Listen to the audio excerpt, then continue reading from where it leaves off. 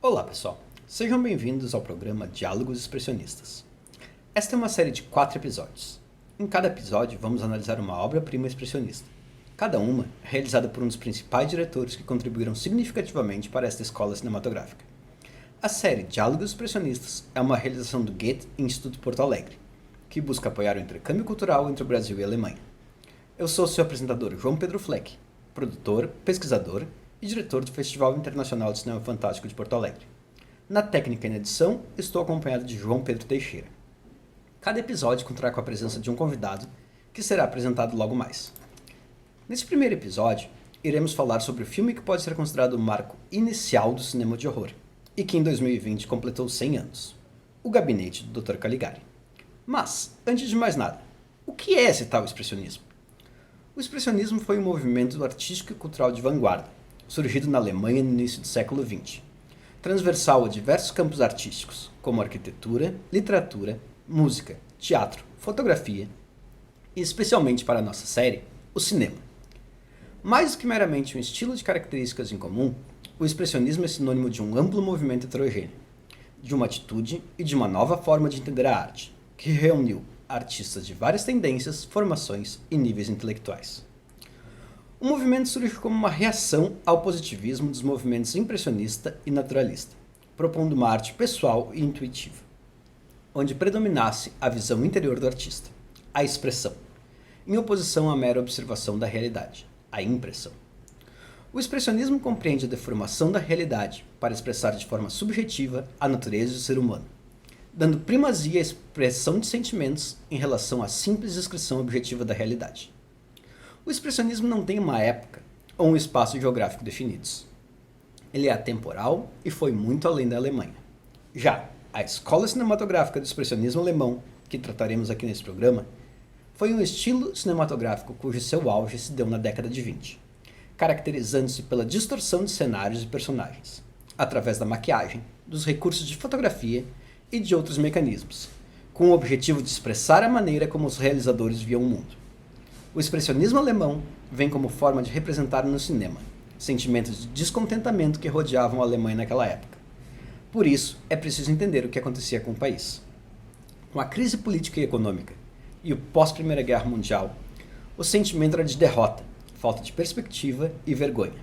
Assim, seu estilo não procura um visual esteticamente agradável, pois havia a intenção de transmitir nas formas que compunham o cenário e também na representação dos personagens as sensações vividas em uma época extremamente sombria.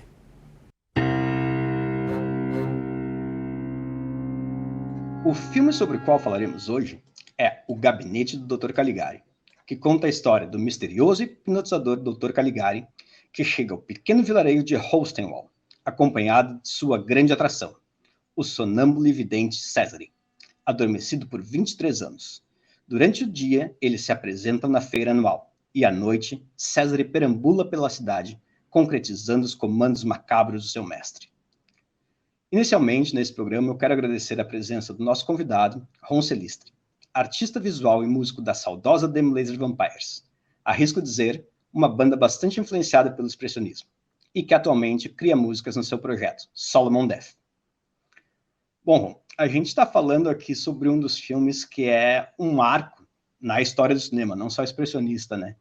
Então eu queria saber, na tua opinião, quais são as razões pelas quais tu, pessoalmente, recomendaria O Gabinete do Dr. Caligari para alguém que nunca assistiu? Bom, o Caligari, primeiro, obrigado, né, pelo convite e pela oportunidade. O Caligari, não é só um dos filmes mais interessantes da história do cinema, ele é um dos mais importantes, né, por várias razões. Eu não saberia assim dizer qual a razão mais importante, mas com certeza cada pessoa tem uma relação com esse filme, cada admirador desse filme tem uma relação com ele. No meu caso, vou falar do meu caso, eu acho esse filme uma daquelas obras que não só resumem, sabe, o gênero que ele representa, mas ele vai além porque ele parece ter esse filme parece ter descoberto meio que uma abertura dimensional assim no cinema. Ele tem muitas peculiaridades. Ele é uma história que tem várias histórias dentro dela. Ele pega os elementos do que a gente hoje em dia reconhece como cinema expressionista e expande de uma maneira que eu diria de uma maneira futurista. Me dá a impressão assim que o expressionismo, como a gente entende hoje em dia, 100 anos depois, a gente está, aliás, em pleno centenário desse filme, né? O expressionismo, como a gente entende hoje em dia, ele parece ser algo que esse filme, que ainda vai alcançar esse filme, sabe? Ele tem, bom, ele tem uma dimensão mesmo que ela vai além do cinema, para mim, na minha opinião. Ela é muito, ela conversa muito intimamente comigo, e eu tenho absoluta certeza que os admiradores dele, muitos sentem essa impressão que eu tenho também. Quando tu vê que ele tem uma história que permite que as pessoas deem cada uma sinopse diferente. É muito comum a gente ler sinopses do Caligari, como, por exemplo, a mais simples dela né, mesmo a história sobre o hipnotizador, o Dr. Caligari, que aparece nessa cidadezinha com o sonâmbulo dele, a atração, e começa, a gente vai dar spoilers aqui, né? Espero que não tenha problema, não tem Tranquilo. como falar desse filme sem dar spoilers, as pessoas vão compreender.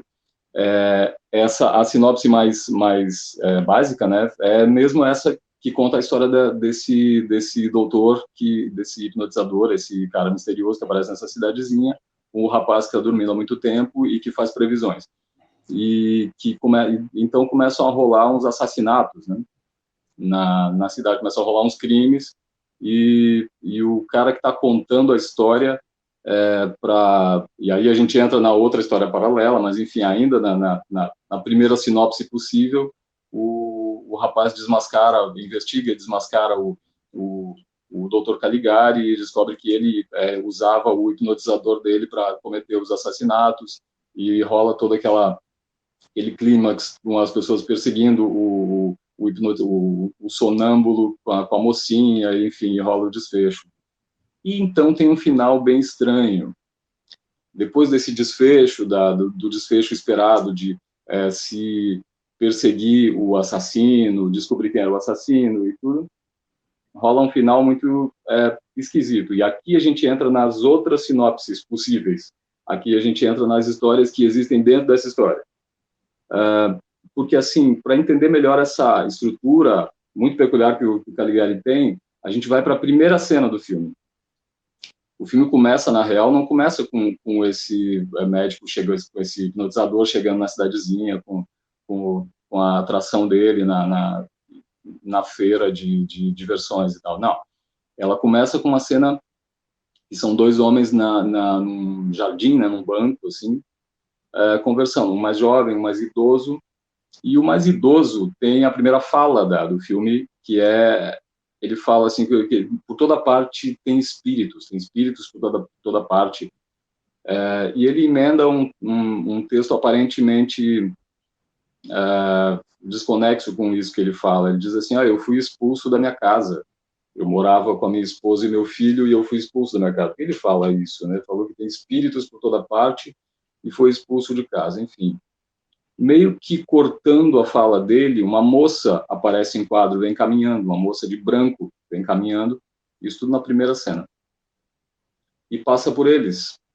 E o rapaz mais jovem, aquele assunto que o mais idoso estava começando a engatar, é interrompido pela aparição da moça, e o mais jovem fala: olha, ela é a minha prometida.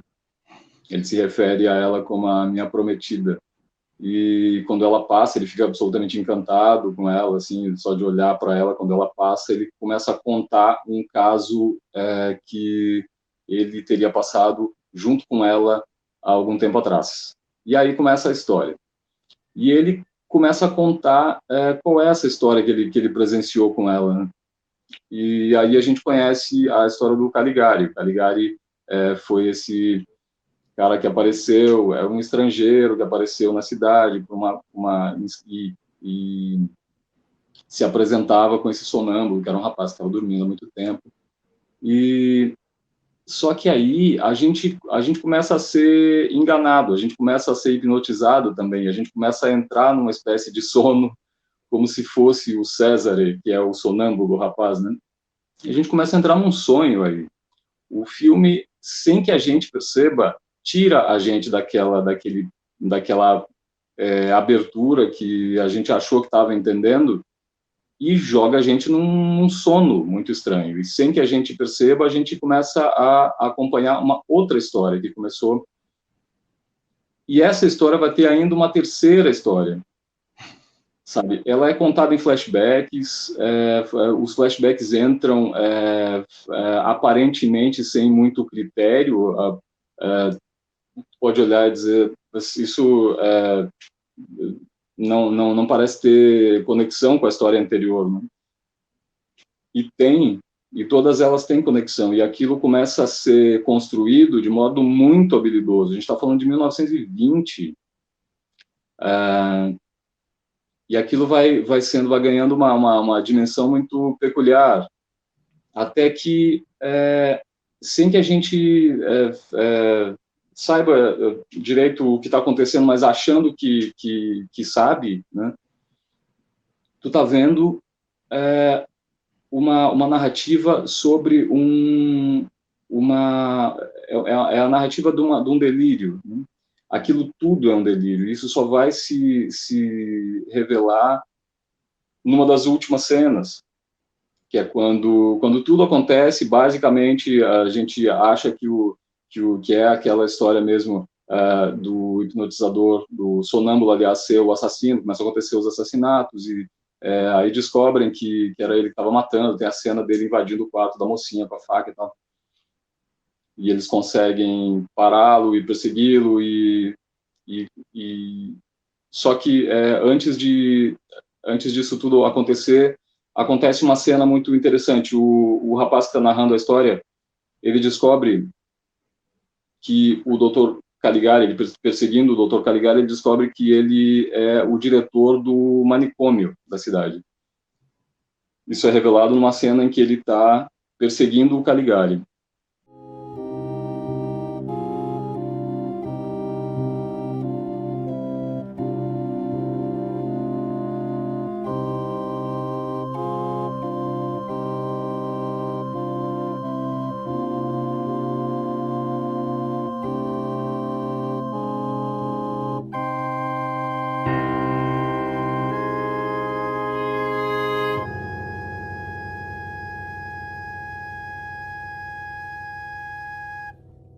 Isso já seria uma espécie de plot twist, né?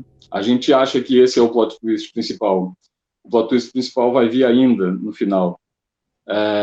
Quando o flashback, a história toda é um flashback que está sendo narrado por esse rapaz do banco do jardim no começo da primeira cena.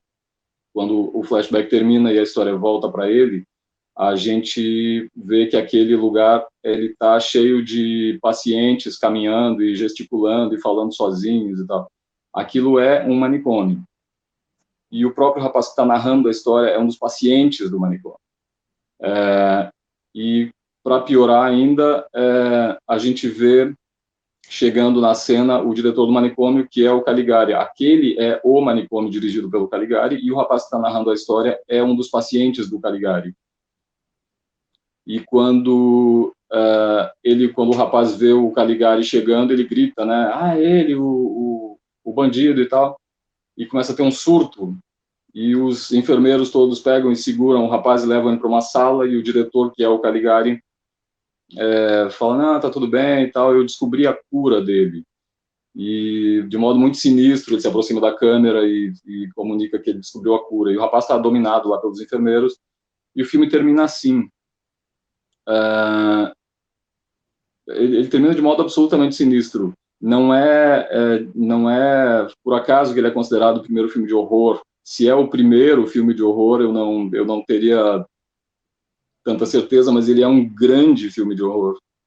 E essa, mas o que mais me fascina nele é realmente essa transcendência. Ele não, mesmo que ele seja um filme de horror, possa ser classificado assim, ele é maior do que isso. Ele é uma dessas obras que transcendem isso. Ele não é apenas um filme de horror, e não é apenas um grande expoente do expressionismo. Ele é mais que isso, entende?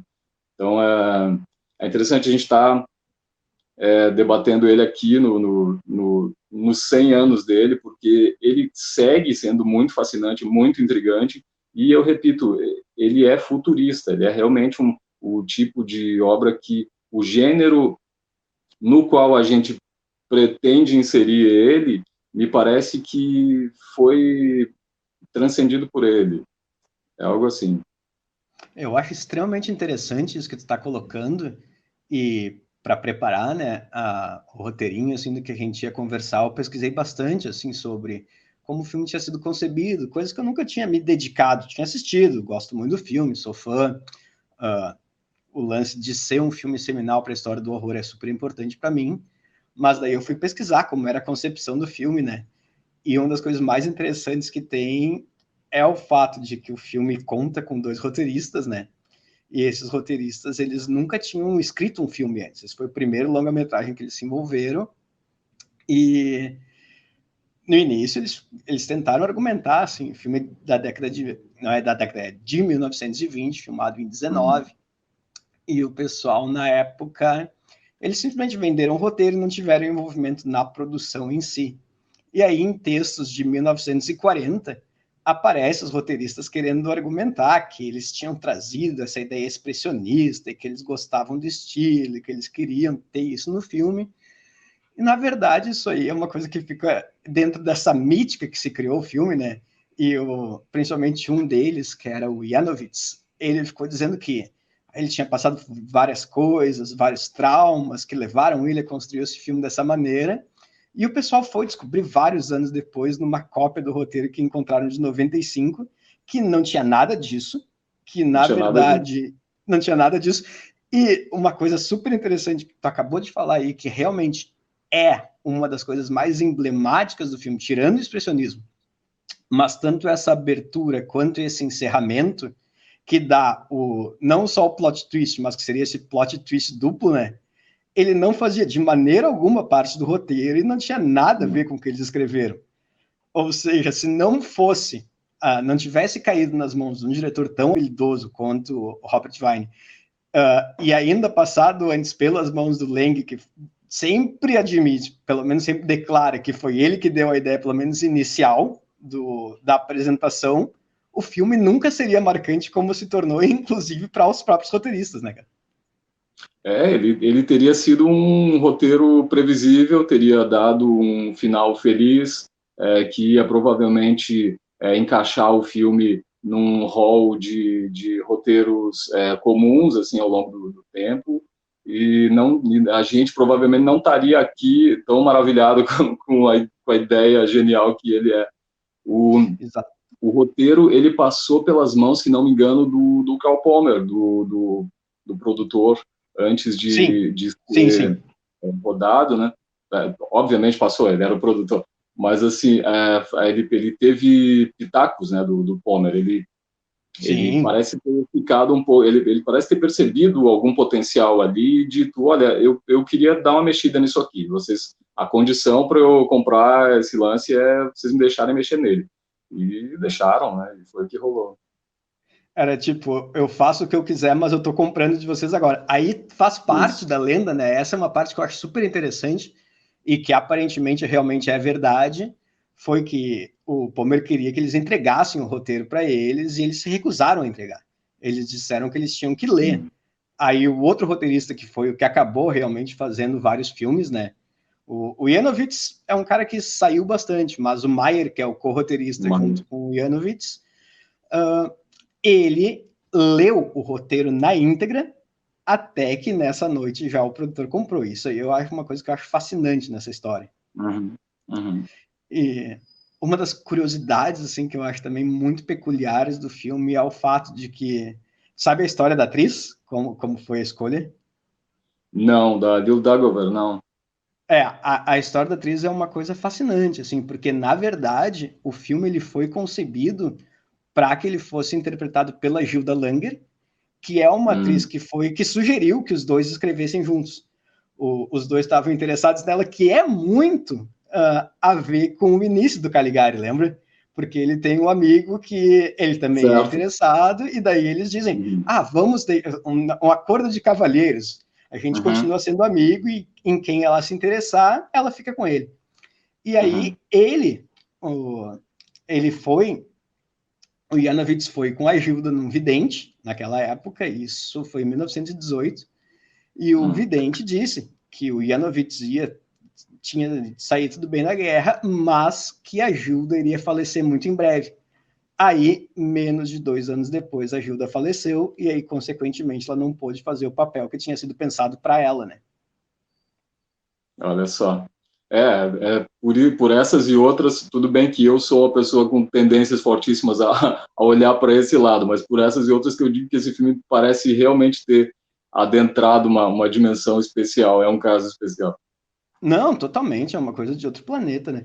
E aí, nesse sentido, assim, a gente está falando, como tu comentou, 100 anos depois da sua criação, né? É um filme muito relevante, super moderno, não só para a época, é um filme que ele continua sendo moderno hoje em dia. Por que tu acha, assim, que ele teve essa influência na obra de tantos cineastas e quais são as principais, assim, que te vem à mente? As influências dele, eu acho que elas são primeiramente estéticas mesmo, né? O visual dele é fortíssimo, ele tem um visual muito arrebatador. Tudo bem, a gente não está falando aqui de muita novidade se a gente considerar que o Méliès já fazia coisas muito impactantes, sei lá, 20 anos atrás. Mas o modo como o Caligari pega essa ideia de um mundo um mundo não apenas visualmente distorcido, ele parece ser distorcido na sua essência. Aquele mundo mostrado ali, o Caligari mostra o mundo, e não só o cenário dele, mas o mundo como um grande manicômio, um grande delírio. Por isso o impacto dele o impacto dele é tão determinante assim nas gerações seguintes. É uma tentativa permanente de decifrar aquilo. Eu acho que os cineastas que foram influenciados por ele tomaram o Caligari como meio que uma lição a ser decifrada, meio que um enigma a ser decifrado. Eu acho que é aí que existe eu acho que é aí que a influência mesmo verdadeira se dá. É uma busca por eu quero entender onde eles foram, onde eles tentaram ir. É muito louco o lance da influência, porque tem uma cena que me chama muita atenção e que não vou dizer que não é comentada, não é assim estudada. Nada desse filme passou sem estudo e sem análise rigorosa, né? Tem, sei lá, devem ter sido escritas bibliotecas inteiras sobre esse filme com muita justiça. Mas tem uma cena que me chama muita atenção, que é a seguinte, que é a primeira aparição do Caligari, a primeira fala dele, na verdade. Não é a primeira aparição, porque ele aparece rapidamente no flashback, no começo do flashback do Francis, ali no banco, mas a primeira fala dele. Na primeira fala do Caligari, esse personagem ele tá indo descolar autorização numa repartição pública da cidade para inscrever a atração dele na feira na feira. E na entrada, na porta, ele é recebido por um funcionário que avisa ele assim, o gerente ali, o secretário está de mau humor, então nem entra. Ele está de mau humor hoje, não vai. Aí ele insiste, falou, não, mas eu quero, né, eu vim aqui para fazer isso e tal. Ele falou, não. Aí ele se apresenta, ele dá o cartão dele, e o funcionário lê o nome, né, doutor Caligari, a gente é apresentado ao personagem com o nome, o cara conduz ele para dentro e chama o gerente lá e fala, olha, ele quer falar com o senhor e tal, e o gerente realmente está de mau humor e fala para ele, senta aí. E aí o Caligari senta, no canto assim, fica esperando. E o secretário ali, o gerente do setor, fica, tipo, deixa ele de canto, não dá mais atenção, e fica cuidando das coisas dele e tal. E o Caligari, essa cena é muito interessante pelo seguinte, o Caligari fica ali contrariado, mas ele não é um homem humilde e contrariado, ele parece um homem muito poderoso contrariado. Ele tem uma reação, sabe, como é que ele me ignora, ele não sabe quem eu sou, como assim, né? Mas ele fica ali esperando. E aí ele levanta, e quando ele vê que ele está sendo ignorado, ele levanta e ele vai até o gerente espiar, o gerente olha para ele, ele volta e senta de novo, e o gerente manda ele aguardar de novo, né? Por que eu estou mencionando essa cena? Porque tu mencionou influência. Tem uma passagem do Processo, do Kafka, em que o Joseph K., o protagonista, ele está conversando com um padre. E é um padre, sim, é um capítulo que ele está na catedral, enfim. E o padre conta para ele uma passagem que é muito famosa, que ficou muito famosa, é conhecida como Perante a Lei, ou Diante da Lei, uma coisa assim. Ele conta uma historinha para o Joseph K., uma historinha ilustrativa sobre os meandros da lei, né? Eu vou contar muito rapidamente aqui. É a história de um sujeito que ele é descrito como um homem simples, ou um homem do campo, alguma coisa assim. Ele vai até uma repartição pública e porque ele quer, enfim, ele quer comunicar um problema dele, ele quer falar com a justiça, quer falar com os homens da lei, né? E ele encontra um guarda na porta e o guarda fala assim, tu não pode entrar agora. Não entra agora, não pode entrar agora. E ele insiste, não, mas eu preciso. Ele falou, não, espera, né? Tu pode entrar aqui, mas não agora. Espera, senta aí e espera. E ele senta e espera. E o tempo passa, o tempo vai passando, e até que ele, poxa, mas está demorando isso. Não, espera, não é para agora, espera.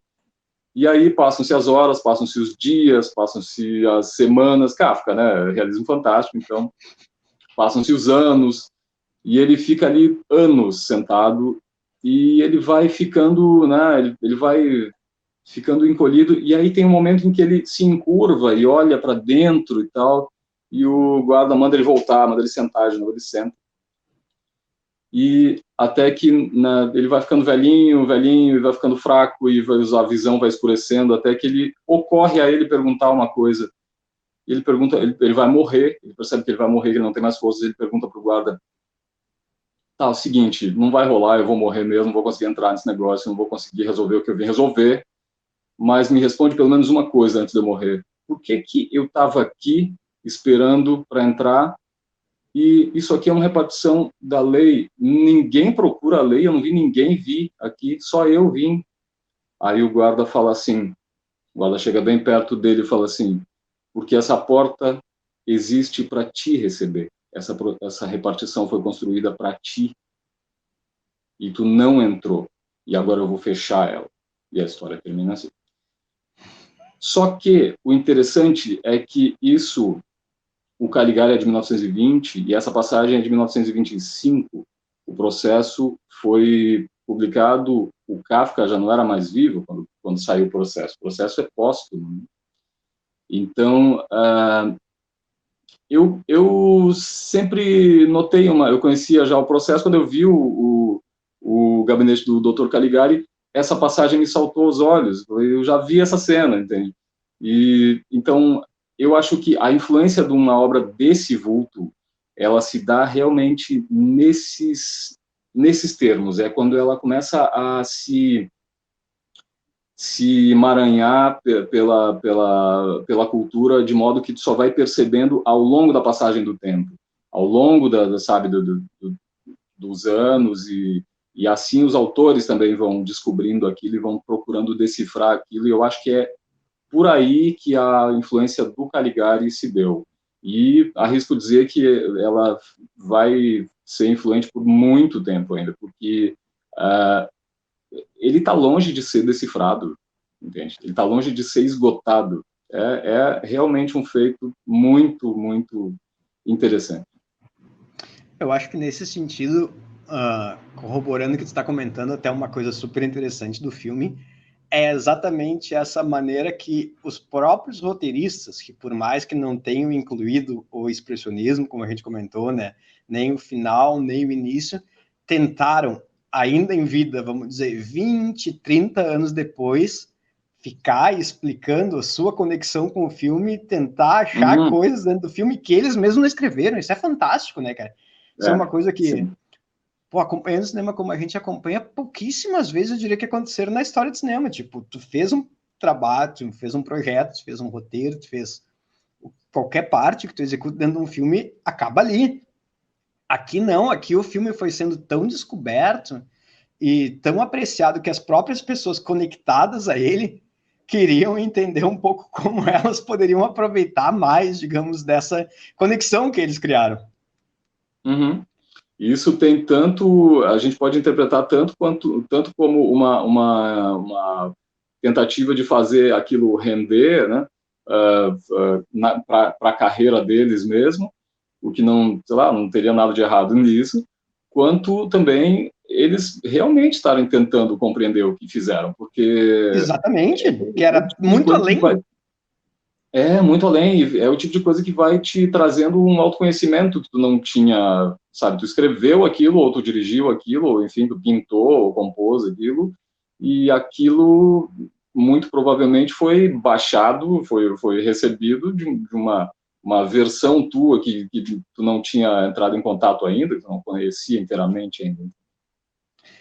Uma coisa que eu queria que tu falasse um pouquinho seria assim, como é que tu vê, a gente falou aqui da história, né? A gente falou de vários pontos importantes, mas a influência específica ou como chega para ti o aspecto visual do filme, que como a gente sabe, mas talvez o pessoal que esteja nos ouvindo não saiba muito bem, se não é necessariamente a primeira vez, mas é uma das melhores vezes que foi utilizada essa distorção no cenário, esse tipo de maquiagem, toda essa criação da realidade que ficou tão marcado pelo expressionismo.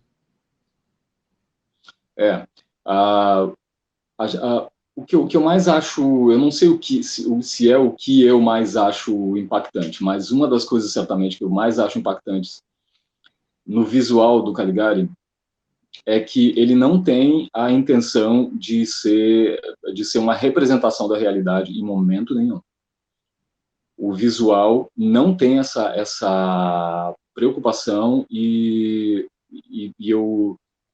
eu arriscaria dizer que ele tem uma preocupação em ser irreal mesmo, ou em mostrar uma realidade que é oposta à realidade que a gente conhece, realizando assim mesmo um papel fundamental do cinema, que é o de oferecer uma janela, né? Então, seja para onde for a janela, cada obra vai oferecer a sua janela para onde ela se dispuser, para o que ela se dispuser a mostrar. Mas nesse caso do Caligari, é realmente uma janela para um mundo muito peculiar, muito particular.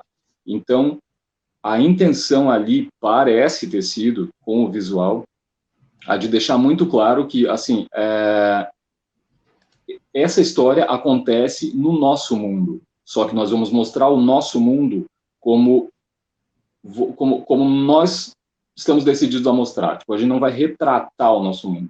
Ou melhor, a gente vai retratar no sentido de tratá-lo de outra maneira, né? A gente não vai repetir o mundo, não é uma fidelidade, entende?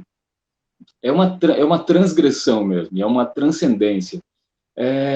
As coisas ali, elas não parecem ter uma função prática na vida, tipo, na vida cotidiana, uma porta, tu vai abrir isso está em tudo, tu vai abrir uma porta, o personagem abre uma porta, aquela porta, além de ter sido desenhada de forma absolutamente inconveniente, uma porta incômoda, que ela abre de baixo para cima, que tu tem que afastar a perna, senão o canto da porta vai bater na tua perna,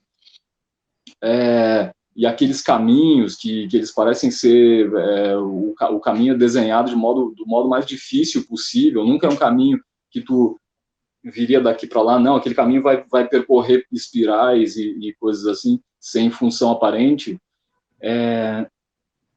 o fato de a história se desenrolar dentro de um delírio, que está dentro de um flashback, que está dentro de não sei o quê, comunica isso, sabe? Esse visual, ele tem, a função dele, ela não é a função prática que a gente conhece aqui, de uma xícara, entende?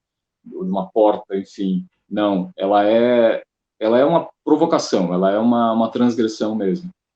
Não teria como isso não ser influente, não teria como isso não ser inquietante e não fincar raízes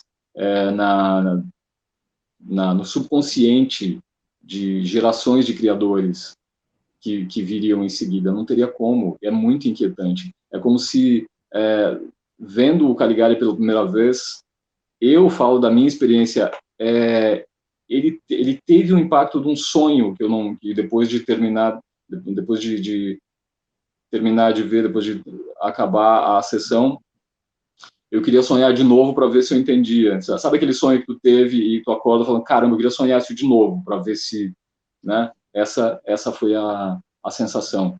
E em muitos aspectos, até hoje, quando eu vejo ele, eu sonho de novo aquilo, eu sonho de outra maneira. Então, só que, assim, nós somos pessoas da segunda metade do século XX. Imagina, não dá para imaginar o impacto que foi isso em 1920, entende? É inimaginável para nós. Isso é uma coisa que eu acho fascinante, né, cara? Nessa pesquisa aí que eu fiz nos últimos dias sobre o filme, eu descobri que teve um cinema específico em Paris que ficou exibindo o filme durante 7 anos continuamente. Eu não sei se isso aconteceu com algum outro filme na história do cinema. Quando eu digo isso, assim, não é exagero, sabe? Imagina um filme começar a ser exibido, tipo, em 1921 e ficar sendo exibido até 1928. Claro que o nosso consumo de mídia mudou muito ao longo dos anos, mas é um troço inimaginável, porque o maior filme lançado hoje em dia fica um mês em cartaz, é muito. O troço ficou 7 anos, sabe? Não, ele pirou a cabeça de todo mundo. Ele foi realmente impactante. Sim. Bom, para nós tá ótimo. Não sei se tu quer incluir alguma coisa ou se tu gostaria de comentar alguma cena favorita do filme que a gente não tenha falado aqui, mas como um todo, assim, o programa em si tá perfeito. Não, é aquilo, falar do Caligari mais falhar sobre o Caligari. Tipo, a gente nunca vai falar o suficiente, né, sobre, porque é muito fascinante, dá para falar tranquilamente por dias. Então, não, eu realmente, tudo que eu for tentar dizer sobre o filme vai ser insuficiente, assim. E queria só agradecer a oportunidade que vocês me deram de falar sobre esse filme, e que é tão importante para mim e para tanta gente. E é isso. Quem não viu, veja, por favor. Ele tem aí na internet, tem, sei lá, deve ter no YouTube gratuitamente. Tem no YouTube em alta definição. A gente está colocando o link aqui. Por favor, assistam, não percam, porque realmente é uma obra que tem tudo para, como o Ron falou, assim, ter uma grande influência na vida de vocês. E principalmente, imaginem um filme assim sendo lançado 100 anos atrás. Inimaginável. Ron, querido, muito obrigado, cara. Tava ótimo o programa. Eu que agradeço. Valeu. Obrigado. Bom falar contigo de novo. Muito obrigado a todos por nos acompanharem nesse primeiro episódio da série Diálogos Expressionistas, uma realização do Goethe Instituto Porto Alegre. No próximo episódio, nós estaremos conversando com o pesquisador e colecionador Marcelo Severo sobre Nosferatu, de Murnau.